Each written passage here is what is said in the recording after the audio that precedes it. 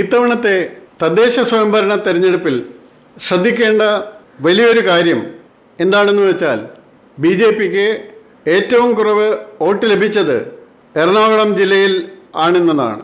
6.01%. മലപ്പുറത്ത് പോലും 6.97% വോട്ട് ലഭിച്ചു.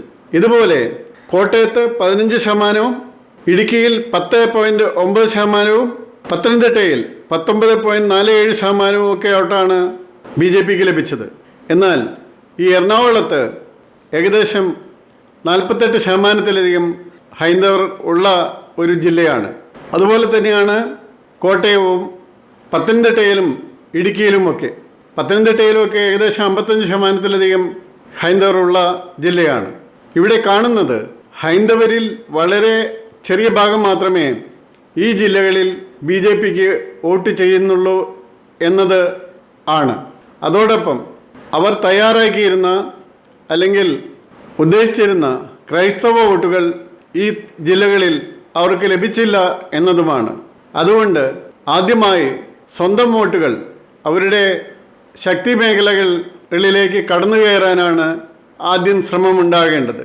ആ ശ്രമത്തിനാണ് പ്രാധാന്യം കൊടുക്കേണ്ടത്. ഇപ്പോഴും ഈ സമയത്ത് ഏകദേശം 18-19 ഇടയ്ക്ക് ശതമാനം വോട്ടുകൾ മാത്രമാണ് സംസ്ഥാന അടിസ്ഥാനത്തിൽ BJPക്ക് ലഭിച്ചിട്ടുള്ളത്. 25% ലഭിച്ച തിരുവനന്തപുരമാണ് അത് ഏറ്റവും മുന്നിൽ നിൽക്കുന്നത്. എന്നാലും ഇവിടെ 2 അസംബ്ലി മണ്ഡലങ്ങളിൽ അവർ മുന്നിട്ട് നിൽക്കുന്നു എന്നത് നേമത്തും വട്ടിയൂർക്കാവിലുമാണ്. ലോക്സഭാ ഇലക്ഷനിൽ ഇത് 11 മണ്ഡലങ്ങളായിരുന്നു. 8 മണ്ഡലങ്ങളിൽ 2ാം സ്ഥാനവും ഉണ്ടായിരുന്നു. പക്ഷേ ലോക്സഭാ ഇലക്ഷനും ലോക്കൽ ബോഡി ഇലക്ഷനും വളരെ വ്യത്യാസം ഉള്ളതാണ്. തീർച്ചയായിട്ടും അസംബ്ലി ഇലക്ഷനും ലോക്സഭാ ഇലക്ഷനും സ്ഥിതിഗതികൾ മാറാം. അപ്പോൾ ശ്രമമുണ്ടാകേണ്ടത് സ്വന്തമായുള്ള വോട്ടേഴ്സിനെ കാര്യം പറഞ്ഞ് മനസ്സിലാക്കാനും അവരെ വോട്ടിംഗ് ബൂത്തിൽ എത്തിക്കാനുമാണ്. അതിലായിരിക്കണം ശ്രദ്ധ ഉണ്ടാകേണ്ടത്. അങ്ങനെ ശ്രദ്ധ ഉണ്ടായാൽ മാത്രമേ 48%-ഓളം 49%-ഓളം വോട്ടേഴ്സുള്ള എറണാകുളം ജില്ലയിൽ 6%-ൽ നിന്നും വോട്ട് 25-30%-ലേക്ക് എത്തിക്കാനാകും. അപ്പോൾ കയ്യിലിരിക്കുന്നത് വേണോ, ആകാശത്ത് പറക്കുന്ന പക്ഷിയെ പിടിക്കണോ? ഇതാണ് ചോദ്യം. അതിൽ ആദ്യം കയ്യിലിരിക്കുന്നതിനെ സുരക്ഷിതമാക്കുക, അതിനുശേഷം ആകാശത്തിരിക്കുന്ന പക്ഷിയെ പിടിക്കുക എന്നതായിരിക്കണം പോളിസി. അതല്ലാതെ ആകാശത്ത് പറക്കുന്ന പക്ഷിയെ ആദ്യം പിടിക്കാം, കയ്യിലിരിക്കുന്ന പക്ഷിയെ വിട്ടുകളയാം എന്ന് വിചാരിക്കരുത്. അത്തരം ധാരണകൾ തെറ്റാണെന്നും കൂടി തെളിയിക്കുന്നതാണ് ഈ ഇലക്ഷൻ ഫലങ്ങൾ. അതേസമയം എവിടെയെല്ലാം ശരിയായ പ്രവർത്തനം നടത്തിയോ ഇതിൽ നമുക്ക് കാണാവുന്നത് BJPയെ തകർക്കാനായി തിരുവനന്തപുരം കോർപ്പറേഷനിൽ നടത്തിയ 1 സീറ്റ് വർധനയുടെ പേരിൽ നിരവധി വാർഡുകളെ പുനഃക്രമീകരിച്ച നടപടി കൂടി BJPക്ക് ഗുണകരമായി എന്നുള്ളതുകൂടിയാണ്. കാരണം ഈ ജെറിമാൻഡറിങ്ങിൽ ഞാൻ താമസിക്കുന്ന PTP വാർഡ് 4 വിഭജിച്ചു. ആ 4 വാർഡിലും BJPക്കാർ തന്നെയാണ് ജയിച്ചത്.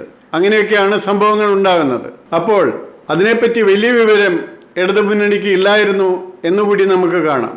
അങ്ങനെയായിരിക്കില്ലല്ലോ 4 മാസം കഴിഞ്ഞു വരുന്ന അസംബ്ലി തെരഞ്ഞെടുപ്പിൽ. അതിന് സ്ഥിരമായ മണ്ഡലങ്ങൾ ഇപ്പോൾ ഉണ്ട്, അതിലേക്ക് മാറ്റങ്ങളൊന്നും വന്നിട്ടില്ല.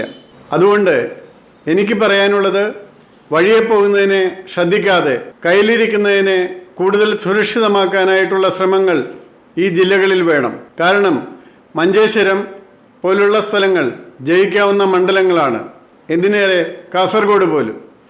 അപ്പോൾ ജയിക്കാവുന്ന മണ്ഡലങ്ങളിൽ പ്രത്യേകിച്ച് ശ്രദ്ധ കേന്ദ്രീകരിക്കുകയാണെങ്കിൽ, ഞാൻ പറഞ്ഞ രീതിയിൽ കിട്ടാവുന്ന ആൾക്കാരിൽ കൂടുതൽ സന്ദേശം എത്തിക്കുകയാണെങ്കിൽ, കേന്ദ്ര ഗവൺമെൻറ്റിൻ്റെ നടപടികളുടെ ഗുണങ്ങൾ എത്തിക്കുകയാണെങ്കിൽ, കേന്ദ്ര ഗവൺമെൻറ് നടപ്പാക്കിയ പദ്ധതികളുടെ ഫലമായിട്ടുണ്ടായിട്ടുള്ള ഇന്ത്യയുടെ ഭദ്രതയും ഇന്ത്യയുടെ സുരക്ഷയും അവർക്ക് മനസ്സിലാക്കുകയാണെങ്കിൽ അവർ കൂടുതലായി BJPക്ക് വോട്ട് ചെയ്യും.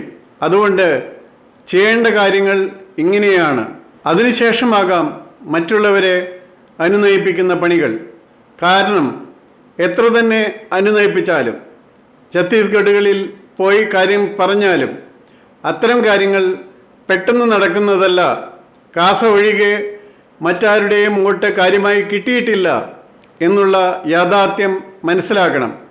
അതുപോലെ ഞാൻ നേരത്തെ ചൂണ്ടിക്കാണിച്ച ജില്ലകളിലുള്ള ഹൈന്ദവ വോട്ടുകളുടെ വളരെ ചെറിയ ശതമാനം മാത്രമേ BJPക്ക് ലഭിച്ചിട്ടുള്ളൂ എന്നുള്ള കാര്യം മനസ്സിലാക്കി തീർച്ചയായും ആ വോട്ടുകൾ മുസ്ലിം ലീഗിന് മുസ്ലിം വോട്ട് ലഭിക്കുന്നത് പോലെ ഹൈന്ദവ വോട്ടുകൾ BJPക്ക് ലഭിക്കുന്ന വിധത്തിൽ തന്നെ അങ്ങനെ തന്നെ പറയേണ്ടിയിരിക്കുന്നു. കാരണം ഇനി ഇതേപോലെ ആരെങ്കിലും പ്രീണിപ്പിക്കാനായിട്ട് പറയാതെ കൃത്യമായിട്ട് നടപടികൾ പറയുക, എങ്കിലേ കാര്യമുണ്ടാകുകയുള്ളൂ.